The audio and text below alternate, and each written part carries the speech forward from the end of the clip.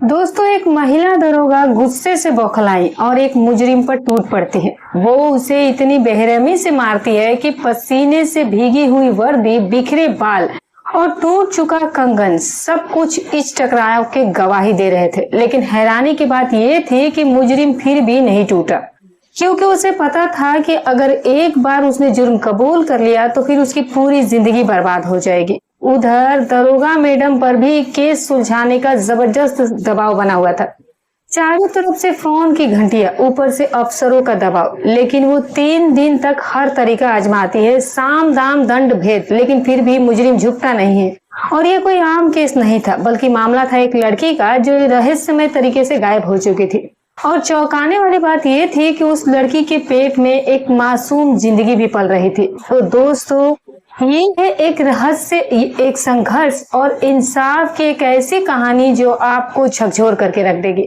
आइए जानते हैं पूरी कहानी, लेकिन उससे पहले आपसे बस एक छोटी सी गुजारिश है कि अगर आप भी ऐसी कहानियां पसंद करते हैं तो वीडियो को लाइक और चैनल को सब्सक्राइब जरूर कर दीजिएगा, ताकि ऐसी अनसुनी कहानियां आप तक लगातार पहुंचती रहे। दोस्तों, ये कहानी है बिहार के एक जिले की, जहां एक लड़की जिसका नाम बबली होता है, वो रहस्यमय तरीके से एक दिन गायब हो जाती है।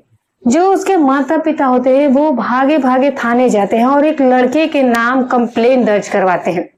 उस लड़के का नाम सौरभ होता है। वो कहते हैं कि सौरभ ने ही उनकी बेटी को बहला फुसला करके कहीं ले गया है और उसने उसकी जान ले ली है, क्योंकि वो उसके बच्चे की माँ बनने वाली थी। अब दोस्तों, इसके बाद सौरभ को पुलिस उठा लेती है और उससे पूछताछ करती है और उससे कहती है कि बताओ लड़की कहाँ पर है। सौरभ कहता है कि मुझे नहीं पता है। अब दोस्तों, इस केस की चार्ज जो है वो एक नई नवेलिन जो महिला दरोगा होती है, जिनका नाम पूनम होता है, उनको इस केस की जिम्मेदारी दी जाती है और सौरभ के उनके हवाले कर दिया जाता है। और उनके ऊपर कभी इनका फोन कभी उनका फोन, तमाम फोन आने लगते हैं कि कैसे भी करके उस लड़की के ढूंढो, कैसे भी करके जो आरोपी है उसे सजा दिलवाओ। अब दोस्तों, 2017 मई का महीना था। जो मैडम थी वो परेशान हो जाती है। दोपहर में काफी ज्यादा परेशान होकर वो सौरभ के पास जाती है, जो कि थाने के एक बैरक में वो बंद होता है। वो उससे बड़े प्यार से पूछती है कि पानी पियोगे? तो सौरभ कहता है कि हाँ पीऊंगा। वो एक बोतल ली हुई थी, वो उस बोतल को उसे देती है और वो फिर पानी पीता है। और उसके बाद फिर वो कहती है कि सच सच बताओ कि लड़की को कहाँ गायब कर दिया है तुमने।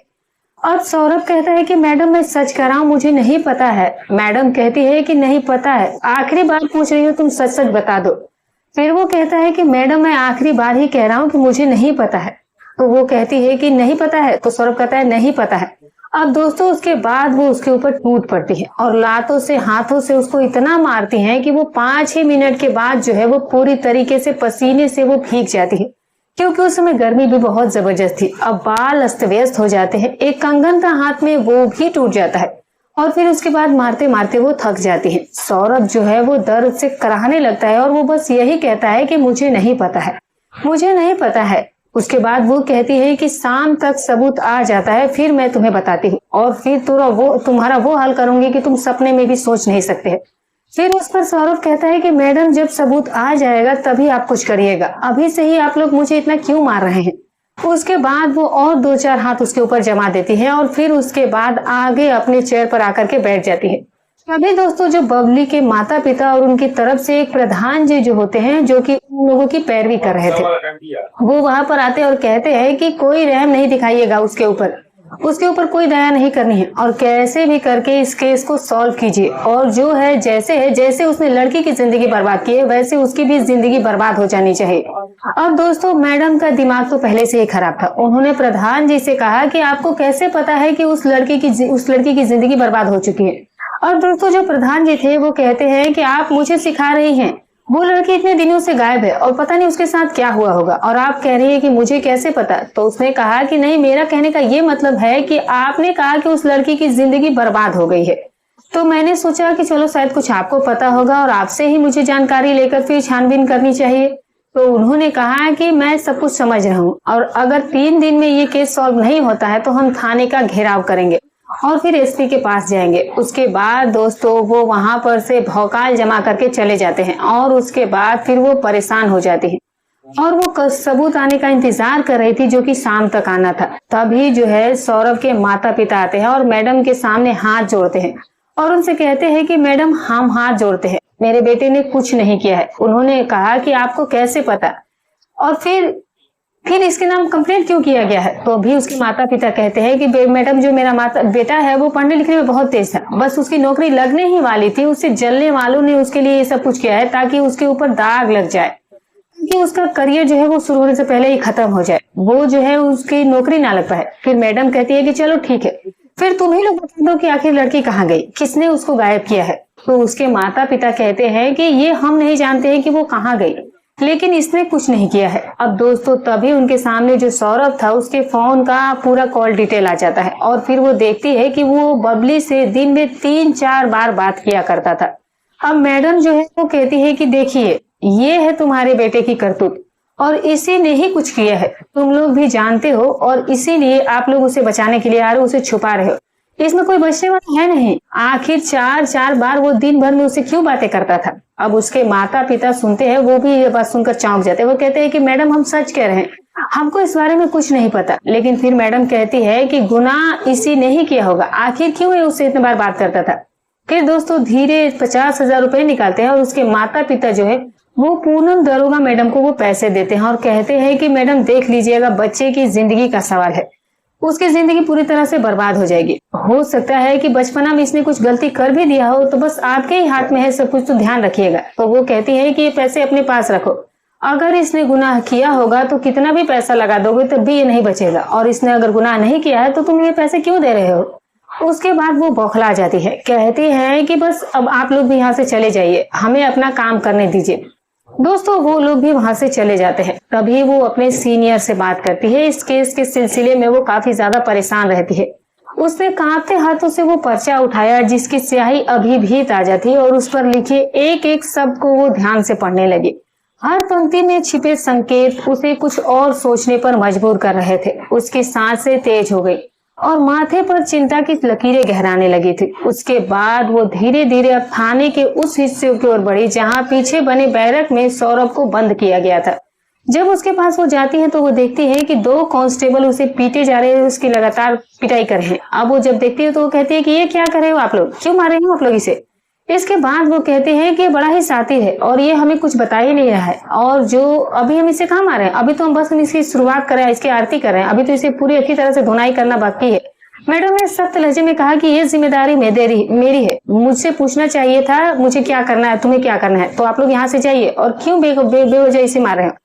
अब दोस्तों वो दोनों ही कांस्टेबल जो है वहां से चले जाते हैं। अब जाहिर सी बात है कि किसी के कहने पर ही वो अपना काम कर रहे थे। उसके बाद जब कांस्टेबल चले आते हैं तो फिर वो जाकर के बैठती है और बड़े प्यार से उसे कहती है कि देखो, मैं तुमसे आखिरी बार पूछ रही हूँ, टाइम वेस्ट करने की जरूरत नहीं है, सारा सबूत आ चुका है, ये रहा तुम्हारा फोन और इसकी सारी डिटेल्स। मैडम ने सख्त लहजे में कहा, तुम दिन में 4-4 बार उस लड़की से क्या बातें करते थे, आखिर उससे ऐसी क्या जरूरत थी बात करने की, सच सच बता दो, तुम्हारा उससे क्या मतलब था। सौरभ ने सिर झुकाते हुए कहा कि मैडम, मैं उससे बात तो जरूर करता था, लेकिन मतलब मेरा नहीं था, मतलब तो बबली का होता था। मैडम ने आंखें संकरी करते हुए पूछा कि क्या मतलब इस बात का, उसका क्या इससे मतलब था। सौरभ ने डरते हुए कहा कि मैडम, वो जो लड़की है बबली, उसका प्रधान के लड़के विकी के साथ अफेयर था, उसने उसे झांसे में लेकर जो भी करना था वो सब कुछ किया, और अब वो उसके बच्चे की माँ बनने वाली थी। जब बबली ने ये बात विकी को बताई तो विकी उसे धमकाना लगा था, धमकी देने के बाद उससे कहा कि तुम मेरे रास्ते से हट जाओ, वरना फिर मुझसे बुरा कोई नहीं होगा। और वो जो है वो फिर कहने लगा कि मैं तुमको भी खत्म कर दूंगा और तुम्हारे माँ बाप को भी मैं नहीं छोड़ूंगा, इसीलिए भलाई इसी में है कि तुम मेरे रास्ते से हट जाओ। फिर मैडम ने पूछा कि तो फिर क्या हुआ। सौरभ कहता है कि फिर उसे किसी ऐसे को पकड़ना था जिससे कि वो रिश्ता बना सके और जिसको ये कह सके कि ये जो बच्चा उसके पेट में है वो इसका है, तो इसीलिए उसने मुझसे बातचीत करनी शुरू की थी। मैं समझ नहीं पाया इस बात का, मुझसे वो प्यारी प्यारी बातें करने लगी, और जैसे ही 2-4 दिन बीते तो उसने एक दिन अपने घर पर मुझे मिलने के लिए बुलाया। मैं उसके घर पर मिलने के लिए चला गया, वहां पर उस वक्त कोई नहीं था। हम 2 मिनट तक बातचीत करते हैं और फिर उसके बाद ही वो मुझसे रिश्ता बनाने की बात करने लगी। मैं जो है उसे मना करने लगा, मैंने बोला कि इतनी भी इसकी बात की क्या जल्दी है, लेकिन वो जो है मुझे कस्में और वादे ये सब का हवाला देते हुए बोली कि तुम मुझसे प्यार नहीं करते हो, अगर तभी तुम मुझसे मना करे हो। लेकिन मैं जो उसे टाल रहा था, लेकिन फिर वो कहने लगी कि मैं तुम्हें फंसा दूंगी अगर तुमने मेरे साथ कुछ नहीं रिश्ता बनाया तो। फिर मैं सोचने लगा कि अगर ये इस समय रिश्ता बनाने के लिए इतना ज्यादा फोर्स कर रही है, तो अगर रिश्ता बन जाएगा तो उसके बाद ये पता नहीं मेरे साथ क्या करेगी, पता नहीं इसके दिमाग में क्या चल रहा है। मैं जो है किसी तरीके से वहां बोला कि ठीक है, मैं फिर कल आता हूँ। और फिर इसके बाद मैं वहां से निकल आया। उसके बाद जब मैं घर आया और जब उसने मुझसे फोन किया तो उसने मुझसे कहा कि तुम मुझसे प्यार ही नहीं करते, तुम किसी और से प्यार करते हो, इसीलिए तुम जो है वो मुझे यहाँ पर अकेले छोड़कर चले गए। लेकिन मैं सोच रहा था कि आखिर कोई लड़की ऐसा क्यों करेगी। फिर मैं समझ गया कि हो सकता है कि उसके ऊपर कोई बहुत बड़ी मुसीबत है, वो किसी बहुत बड़े प्रॉब्लम में फंसी हुई थी। और इसीलिए मैंने जो है उससे रात को बात करने के लिए कहा। और फिर उसने रात को मैंने फोन लगाया और फिर मैंने सारी रात उससे बात की। फिर उसके बाद मैंने बबली से कहा कि देखो, मैं जानता हूँ कि तुम किसी बहुत बड़ी प्रॉब्लम में हो, जो भी हो सच सच मुझे बता दो।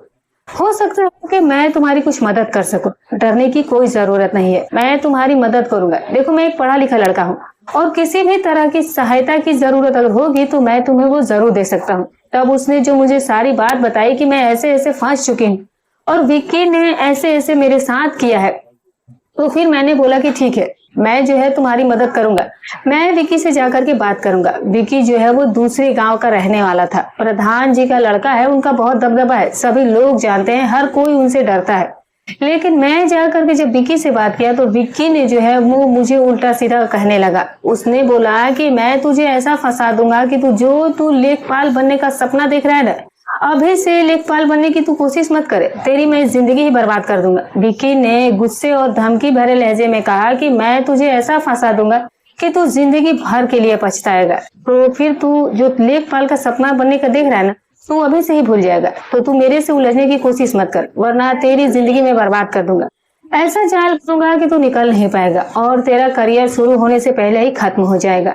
वो मुझे उल्टा सीधा कहने लगा था। मैंने भी कहा कि ठीक है, मैं तुझे देख लूंगा, तूने एक लड़के की जिंदगी बर्बाद की है। अब दोस्तों, वो सब कुछ कह रहा था और मैडम जो है वो बड़े गौर से उसकी बातें सुन रही थी।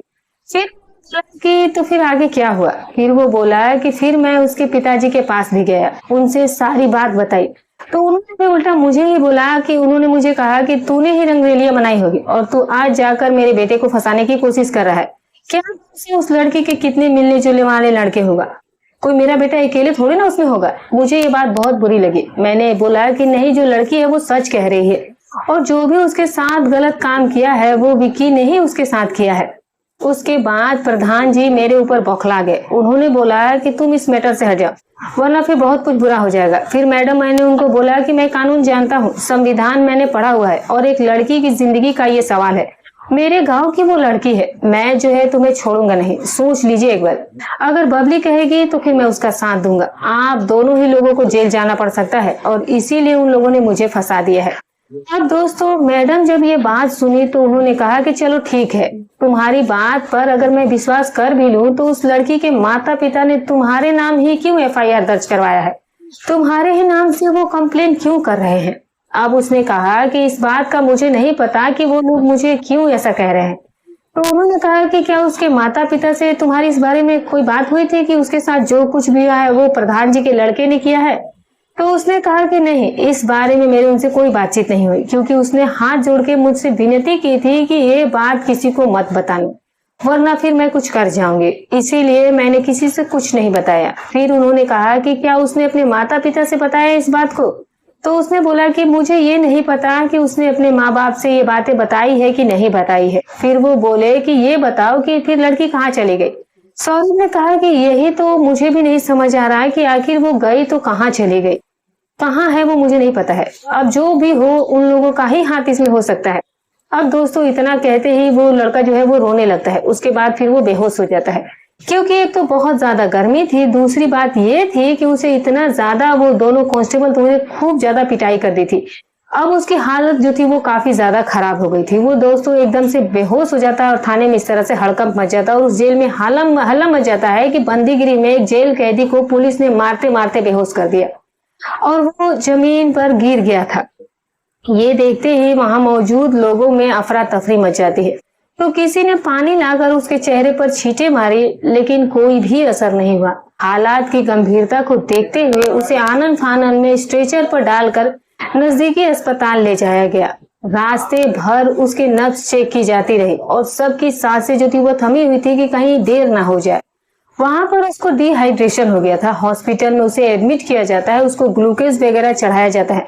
तभी वहां पर प्रधान जी पहुंच जाते हैं और जो बबली के माता पिता होते हैं वो भी पहुंच जाते हैं और जो सौरभ के माता पिता थे वो लोग भी रोते बिलखते हुए थाने वहां हॉस्पिटल पहुंचे हैं। अब जब प्रधान जी वहां पर पहुंचते तो मैडम से कहते हैं कि क्यों लेकर के आप लोग इसी हॉस्पिटल में आ गए, इसे तो मर जाने देना चाहिए था। तो मैडम ने कहा कि प्रधान जी अगर ये मर जाता तो फिर उस लड़की के साथ इंसाफ कैसे होता, कौन बताता कि वो लड़की आखिर है कहाँ पर। तो प्रधान जी ने कहा कि इसका तो मर जाना ही उस लड़की के साथ इंसाफ हो जाता। अब दोस्तों जब मैडम ये बात सुनती है तो वो कहती है कि अगर ये मर जाएगा तो ना जाने कितने बेकसूर लोग फंस जाएंगे।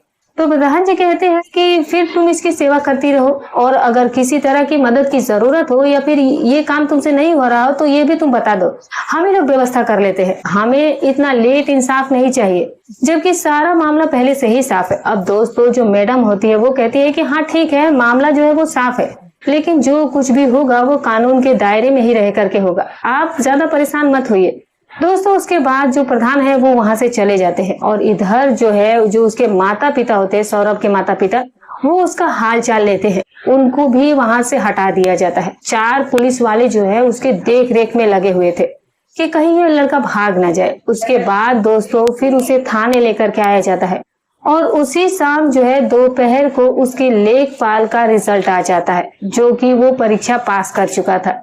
अब दोस्तों जब उसके माँ बाप को ये खबर लगती है तो वो भागे भागे थाने आते हैं, मैडम से मिलते हैं और उसे कहते हैं कि देखो मैडम, मेरा बेटा लेखपाल बन चुका है। अगर मेरा बेटा लड़कियों के पीछे घुमा फिरा रहता या फिर इस लड़की से वो कोई रिश्ता रखता तो क्या वो लेखपाल बन सकता था? क्या वो पढ़ने में इतना अच्छा हो सकता था? तो मेरे बेटे ने कुछ किया ही नहीं है। तो वो लोग जो है वो बोले कि अपने बेटे से एक बार हमको मिलवा दीजिए। दोस्तों वो बेटे के पास लेकर जाती है उस बैरक में जहां पर वो लड़का सौरभ बंद था। वो एक कोठी होता है थाने पर जहां पर अमूमन में 2 दिन 3 दिन या 24 घंटे कैदियों को रखा जाता है। वहां पर उन्हें लेकर के जाती है और जब उसके माता पिता सौरभ को बताते हैं कि वो लेखपाल बन चुका है तो वो फूट फूट कर रोने लगता है। और फिर उसके बाद अब वो कैसे चेक करे, तो मैडम के ही मोबाइल में वो अपना रिजल्ट जो है वो चेक करता है और फिर उसके बाद जो है मैडम भी उसे दबी जुबान में बधाई देती है। और फिर उसके बाद फिर जो है वो आती है थाने में और सारा कुछ वो मामला जो है अब समझती है। और फिर उसके बाद वो बबली के माता पिता के पास फोन करती है और कहती है कि एक काम करो, आप लोग थाने आ जाइए, कुछ बहुत जरूरी बात करनी है। उसके माता पिता कहते हैं कि ठीक है, हम प्रधान जी को लेकर के अभी आते हैं। तो उन्होंने कहा कि नहीं, प्रधान जी को लाने की जरूरत नहीं है, प्रधान जी तो ऑलरेडी यहाँ पर बैठे हुए हैं और वही आप लोगों को यहाँ पर बुला रहे हैं, उनसे बातचीत करने की कोई जरूरत नहीं है। अब दोस्तों जो उसके माता पिता होते हैं वो भागे भागे थाने पर आते हैं, कहते हैं कि प्रधान जी कहाँ पर हैं। वो बोली कि प्रधान जी अभी अभी कहीं के ऊपर गए हैं, वो कहीं आ रहे होंगे, आप लोग बैठिए। वो से कहती है कि देखिए ऐसा है कि मुझे नहीं लगता है कि इसने जो है वो कुछ किया है आपकी बेटी के साथ, और ये जो है मुझे बिल्कुल ही निर्दोष लग रहा है। और तो उन लोगों ने बोला कि नहीं मैडम, इसी ने ही सब कुछ किया है और हमें पूरा यकीन है। तो उन्होंने बोला कि देखो, अगर सच्चाई आप लोगों को नहीं पता है तो फिर कोई बात नहीं, लेकिन अगर आप लोगों को सच्चाई पता है और अगर फिर भी आप लोग झूठ बोल रहे हो तो ये समझ लीजिएगा कि बेटी तो आपकी गई ही गई है, आप लोग भी चले जाओगे, ये सोच लीजिएगा कि बचोगे नहीं। और दोस्तों इतना वो सुनते ही वो लोग थोड़ा सहम जाते हैं। फिर मैडम कहती है कि तुम लोग क्यों किसी निर्दोष को बेवजह फंसा रहे हो, झूठे केस में, जब इसने कुछ किया ही नहीं है और आपको पता है कि आपकी बेटी कहाँ पर है, तो फिर आप लोग क्यों इस बेचारे की जिंदगी खराब कर रहे हो। झूठ बोलने की जरूरत नहीं है, सारा मामला जो है साफ हो चुका है और सब कुछ पता चल चुका है। अब दोस्तों बबली के माता पिता एक दूसरे का मुंह देखने लगते हैं, जैसे कि उनके पास कहने को अब कुछ बचा ही नहीं था। मैडम ने सख्त लहजे में कहा कि देखिए, जो भी सच्चाई है वो अभी और इसी वक्त बता दीजिए, किसी से कोई बात डरने की जरूरत नहीं है। लेकिन ये बात याद रखना कि अगर जरा सी भी चालाकी दिखाई या जरा भी झूठ बोला तो फिर अंजाम बहुत बुरा होगा।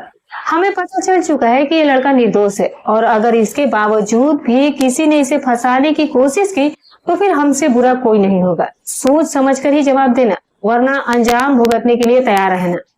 अब दोस्तों इतना कहते ही वो लोग रोने लगते हैं और कहते हैं, वो जो दरोगा होती है वो कहती है कि रोने की जरूरत नहीं है, नीरव होकर बताओ जो कुछ भी है। तो फिर उसके माता पिता कहते हैं कि मैडम जो सच्चाई थी वो बता देते हैं कि एक दिन जो मेरी बेटी है वो रो रही थी, जब मैंने उससे पूछा तो उसने सारी बात हमें बता दी। अब उसके बाद जब हम लोग वहां पर गए, प्रधान जी के पास गए, तो उन्होंने कहा कि ठीक है, हम तुम्हारी बेटी से शादी करने को तैयार है, लेकिन जो लड़का सौरभ है उसने हमारे साथ बदतमीजी करी है, उसको सबक सिखाना है, तो तुम लोगों को हमारा साथ देना पड़ेगा। उन्होंने वो बेटी को लेकर गए कहीं अपने रिश्तेदार के घर पर, वो कहाँ पर रखे हुए हैं हमें नहीं पता है। और फिर उसके बाद उन्होंने हमसे ही कंप्लेंट भी कराया, और जो है पूरा सपोर्ट हम इसमें कर रहे हैं। अब मैडम जब ये बात सुनती है तो वो कहती है कि ठीक है, अब तुम लोगों को डरने की कोई जरूरत नहीं है। मैडम ने सख्त आवाज में कहा, लेकिन याद रखना कि अगर सच्चाई से तुम लोगों ने मुंह मोड़ा तो फिर सोच लेना, सारी बातें जो है अब रिकॉर्ड हो चुकी है, फिर ना तो तुम लोग किसी काम के रहोगे और ना ही तुम्हारी बेटी फिर दोबारा मिलेगी। जो करना है अभी ही कर लो, वरना बाद में पछताना पड़ेगा। और बिना किसी से कुछ कहे यहाँ से चले जाओ, प्रधान जी को फोन करने की कोई जरूरत नहीं है। उसके बाद दोस्तों अपने सीनियर्स को वो फोन करती है, और सीनियर्स जो है वो कहते हैं कि तभी तो इतना दबाव वो बना रहा था, एक काम करो कि बाप बेटे दोनों को ही उठाओ, और पहले उसके बेटे को उठाओ। दोस्तों मैडम जो है वो जाती है और फिर विकी को उठा करके लाती है, और फिर उसके बाद उसकी इतनी तुड़ाई करती है कि वो सारा कुछ कबूल कर लेता है कि हाँ, जो कुछ भी किया है वो मैंने ही किया है, मैंने ऐसे ऐसे किया है। अब उसके बाद प्रधान जी जो है वो हाथ पांव मारते रह जाते हैं, उनकी एक भी नहीं चलती है। और फिर उसके बाद उनको थाने बुलाया जाता है और तमाम धाराएं लिखकर उनको दिखाई जाती है कि ये धारा आपके ऊपर अब बन रहा है। अब दोस्तों वो जो है वो माफी मांगने लगते हैं, गिड़गिड़ाने लगते हैं और कहते हैं कि हमको माफ कर दीजिए। विकी जो है वो भी है, वो कहता है कि हमको माफ कर दीजिए। वो बोलते हैं कि पहले तुम लोग लड़की को लेकर आओ, वो कहाँ पर है। अब दोस्तों वो कहीं अपने रिश्तेदार के यहाँ उस लड़की को रखे हुए थे, तो उसको बुलाया।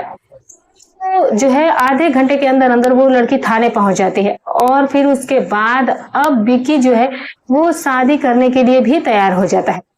लेकिन मैडम जो है वो बबली से पूछती है कि देखो, ऐसा है कि तुम अपना फ्यूचर जो है वो सोच समझ कर ही निर्णय लेना कि क्या तुम इसके साथ शादी करना चाहोगी। कि देखो, तुम पर शादी करने का कोई दबाव नहीं है और ना ही तुम्हें किसी से डरने की जरूरत है, क्योंकि ये 20 साल तक तो वैसे भी जेल में जाता है कि बबली मुझे माफ कर दो, मुझे बचा लो। और मैंने ही तुम्हारे प्यार को नहीं समझा, क्योंकि वो जानता था कि इसी के हाथ में है कि या तो वो 20 साल के लिए जेल में जाएंगे या फिर उन्हें एक नई जिंदगी मिलेगी। तो वो कहता है कि बबली मुझे माफ कर दो। उसने उसने हाथ पैर जोड़ने लगता है, प्रधान जी भी हाथ पैर जोड़ने लगते हैं। बबली जो है वो कहती है कि हाँ, मुझे शादी करनी है। अब दोस्तों उसके बाद जो है वहां से मामला जो है वो रफा दफा होकर के वो लोग घर लौट आते हैं। और मैडम जो होती है पूनम पूनम मैडम जो दरोगा मैडम होती है, वो फिर से सौरभ से कहती है फिर कि लेखपाल साहब हमें माफ कर दीजिएगा, हमने आपको बहुत तकलीफ दी। तो लेखपाल जी कहते हैं कि मैडम आप भी तो अपना ही ड्यूटी कर रही थी, लेकिन जब आप मार रही थी तो इतनी तकलीफ नहीं हो रही थी, लेकिन वो दोनों जो है वो लोग मुझे तोड़ कर रख दिए। अब दोस्तों इस पर जो है वो मुस्कुरा देता है।